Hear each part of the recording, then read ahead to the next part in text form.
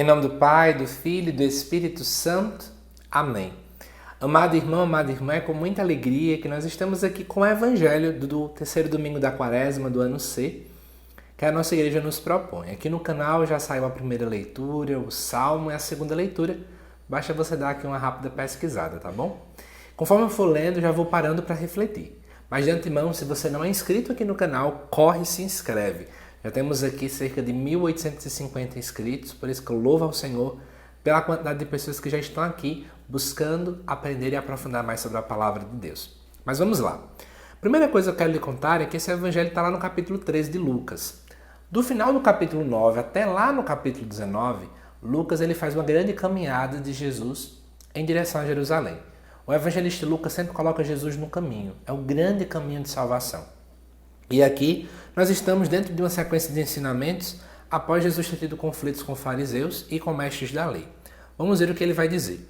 Naquele tempo vieram algumas pessoas trazendo notícias a Jesus a respeito dos galileus que Pilatos tinha matado, misturado seu sangue com os sacrifícios que ofereciam. Então, Pilatos era muito conhecido naquele tempo por ser muito cruel.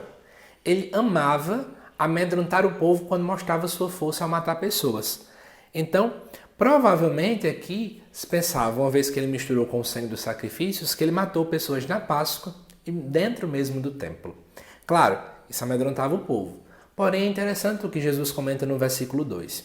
Jesus lhes diz: Vós pensais que esses galileus eram mais pecadores do que todos os outros galileus por terem sofrido tal coisa? Porque essa fala.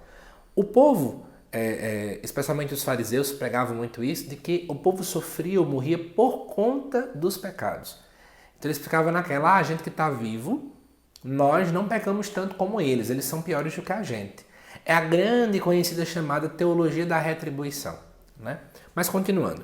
Eu vos digo que não, Jesus vai dizer. Mas se vós não vos converterdes, ireis morrer do mesmo jeito. Ou seja, Jesus está dizendo, se vocês não mudar de vida, né, esqueçam. Então parem dessa visão equivocada. Depois ele vai citar no versículo 4 algo que é dito por boa parte dos estudiosos, que é um evento que não tem boa parte dos registros históricos, certo? Que é o seguinte: e aqueles 18 que morreram quando a torre de Siloé caiu sobre eles? Pensais que eram mais culpados do que todos os outros moradores de Jerusalém? Siloé é um bairro de Jerusalém, onde lá tem uma grande piscina de Siloé, que era um grande reservatório de água, que era chamado assim. Não se tem exatamente dados históricos que precisem que a ocasião foi essa, porém, é interessante a gente perceber que vários relatos de mortes de pessoas eram trazidos sempre à tona para poder tentar pensar no Deus que pune as pessoas, um Deus que é um Deus cruel. Era essa a visão que eles tinham. E aí Jesus responde: eu vos digo que não, mas se não vos converterdes, ireis morrer do mesmo modo. E Jesus vai contar então uma parábola. Certo homem tinha uma figueira plantada na sua vinha. Basta a gente lembrar que lá em Isaías tem um cântico da vinha, e outros profetas costumam associar a vinha ao relacionamento do povo de Israel com Deus.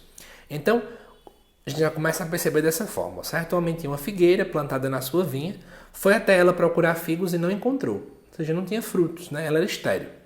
Então disse ao vinhateiro: já faz 3 anos que venho procurando figos nessa figueira e nada encontro. Corta, porque está ela inutilizando a terra.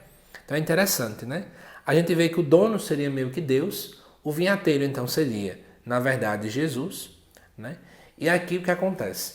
O povo de Israel estava estéril, era uma religião estéril. Mas, olha que interessante, ele porém responde: Senhor, ou seja, Jesus, deixa a figueira ainda este ano.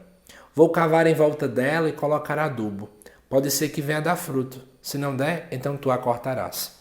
Ou seja, Jesus é aquele que vem interceder ao Pai por nós. Jesus é aquele que vem estar junto conosco. E aqui também reflete a grande paciência de Deus. Deus que ainda espera mais um ano, né? E aí, fazendo completamente alusão à primeira leitura e à segunda leitura desta liturgia, é importante você lembrar que na primeira leitura a gente percebeu quem Deus era. É um Deus que caminha conosco, é um Deus que está presente. Quando eu olho para a segunda leitura, a gente percebe a ideia do povo tendo uma visão mágica das coisas. Quando eu chego no Evangelho, vem mais uma vez um grande problema sobre a visão de quem Deus é. Então, é como se esse domingo da Quaresma nos convidasse a converter a nossa visão sobre quem Deus é. Deus é um Deus que caminha conosco, que se torna acessível. Deus não é um Deus que vive com essa parte das mágicas, como aqueles alimentos da segunda leitura. Na verdade, Deus é um Deus paciente, como diz o Salmo, bondoso e compassivo.